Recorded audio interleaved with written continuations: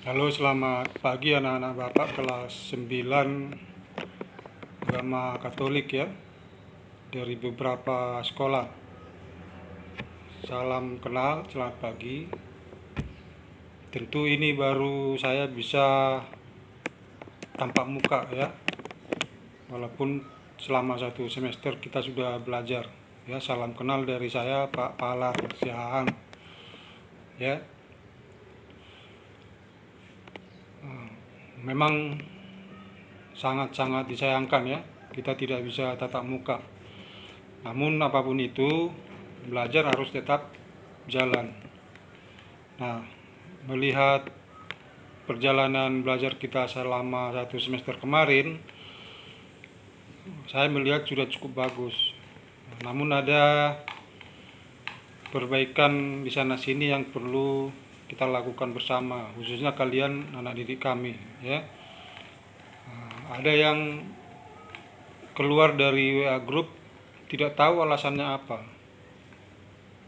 atau ganti nomor saya kurang tahu, tapi yang jelas ada juga yang keluar. Nah, lalu kalau sudah keluar, belajar agama jadi seperti apa itu? Atau jadi belajar agama yang bukan Katolik di sekolah, saya kurang tahu. Nah, beberapa juga ada yang di pertengahan jalan baru datang, baru masuk, tapi tidak ngasih tahu. Ini loh Pak, saya baru ingin belajar agama Katolik, saya masuk grup ini. Jadi kasih tahu ya. Apalagi ada yang baru-baru ini setelah 1 semester baru mau gabung sekarang ya, ada orangnya. Memang nggak terlalu masalah sih ya, hanya kalau memang ada kesempatan belajar Katolik ya digunakan, ikut kesempatan tersebut. Nah, karena kita kan Katolik. Nah, kalau ada pembelajaran Katolik walaupun itu tak dari sekolah, ya ayo ikut gabung sama-sama ya. Kenapa dari sekolah tidak ada belajarnya? Ya, ketersediaan guru memang nggak ada, yang ada Protestan gurunya ya. Nah, kemudian kalaupun ada, jumlah kita siswa di sekolah itu yang agama Katolik kan jarang-jarang. Kadang dalam satu kelas tidak ada sama sekali ya. Nah, walaupun kelas 9 misalnya ada 5-6 ruangan, bisa jadi satu kelas tidak ada siswa yang Katolik, sehingga kalau mau belajar pun harus digabung, seluruh kelas 1 misalnya, seluruh kelas 2, seluruh kelas 3. Nah, jadi sekolah jarang memiliki guru agama Katolik, khususnya yang negeri ya. Lain hal kalau sekolahnya yayasan Katolik ya. Jadi saya sebagai guru kalian mengharapkan ya bergabung aja di pembelajaran kita kelas 9 agama Katolik. Nah, mudah-mudahan corona ini bisa reda atau bahkan hilang, supaya tatap muka di gereja bisa kita lakukan. Nah, kalau sebelum-sebelumnya kalian kelas 7, kelas 8 dulu seperti itu, mudah-mudahan bisa diteruskan lagi untuk kelas 9 nantinya ya. Nah, kebetulan saya juga untuk jadi guru agama Katolik itu baru dimulai semester kemarin ya.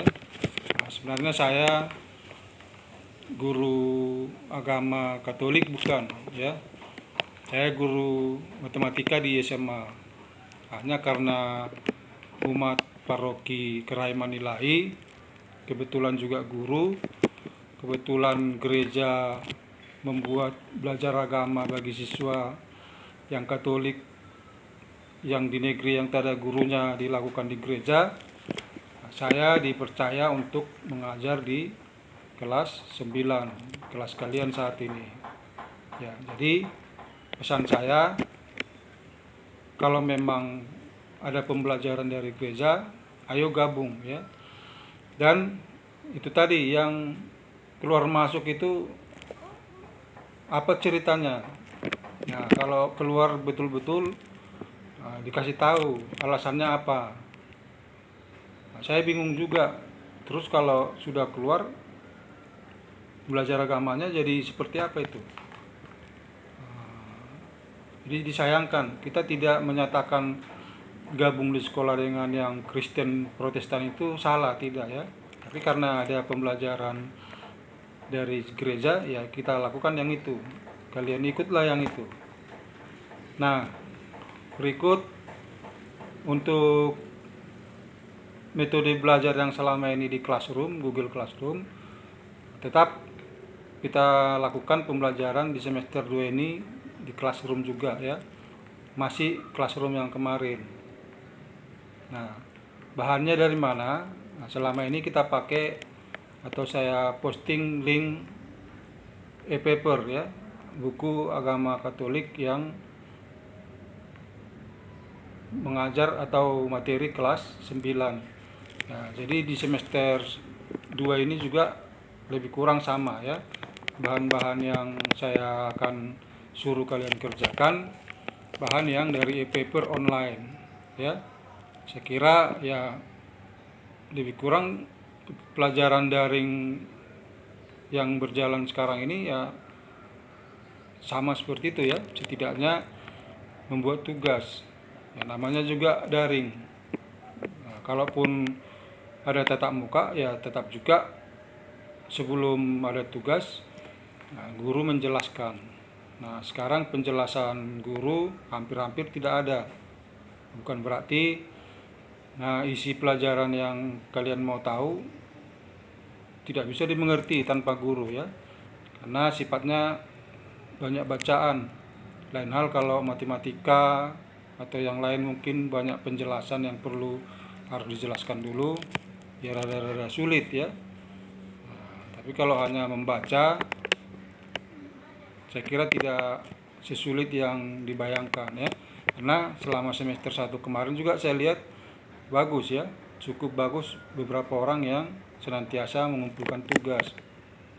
Nah, kalaupun tidak semua saya beri skor tugas-tugasnya atau bahkan sama sekali tidak ada skor, bukan berarti saya tidak lihat ya.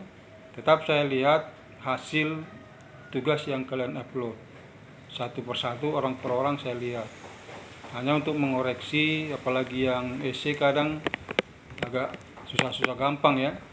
Susah-susah gampang karena tidak memegang kertasnya langsung. Nah, dikoreksi lewat HP harus digeser-geser monitornya besar kecil supaya lebih jelas. Nah, belum lagi tulisan kalian yang kadang kurang jelas, asal tulis kalau saya bilang tidak rapi, huruf-hurufnya asal jadi. Nah, jadi bingung. Sepertinya belum lulus cara menulis, bahkan asal tulis gitu deh ya. Padahal sudah kelas 3 SMP, tulisannya kok malah carut marut. Nah, itu ya. Nah, jadi bukan saya tak lihat, tetap setiap kali ada tugas yang harus kalian kerjakan di GC, silakan diupload ya. Nah, absensinya jangan lupa, absensi ya selama jam belajar yang sudah kita tetapkan di hari Minggu jam 3 sampai jam 4.10 ya. Kalau mengumpulkan tugas mungkin tidak mesti di jam itu, bisa 24 jam. Hanya di GC kan sudah diatur juga waktunya. Kalaupun lewat dari waktu yang diatur, ya risikonya atau konsekuensinya pengumpulan tugas kalian terlambat. Nah, itu aja ya. Mungkin skornya tidak saya kurangi kalau di skor, hanya penilaian lain yaitu karakternya tentu ada catatan. Contoh tidak disiplin ya. Terlambat mengumpulkan tugas itu artinya karakter disiplinnya kurang. Nah, tepat waktunya kurang. Nah, itu ya. Kalau soal nilai pengetahuan akademik benar salahnya mungkin tidak berkurang. Hanya karakternya dinilai ya apa adanya ya. Bagi yang sudah cepat tanggap, langsung mengumpulkan tugas, bagus. Ya maunya seperti itu, tanpa kecuali. Ya, tapi kadang ada kendala, halangan di sana sini, sehingga pengumpulan tugas itu agak terlambat. Ya bisa kita maklumi. Hanya tadi tetap harus ada aturan tenggat waktu yang sudah diatur, setidaknya bisa ditepati, ya bagus. Nah, kalau tidak bisa, itu tadi konsekuensi terlambat, ada penilaian karakter yang harus saya buat. Nah, saya kira itu. Silakan aktifnya atau inisiatif belajarnya tetap semangat ya. Sekali lagi, kalau hendak keluar, alasannya apa, dikasih tahu. Nah, ini keluar dari WA group gak bilang-bilang. Nah, kebetulan saya tak tahu juga masing-masing kalian tinggal di mana. Nah, mungkin kalau saya tahu, bisa jadi akan saya tanyakan juga ya.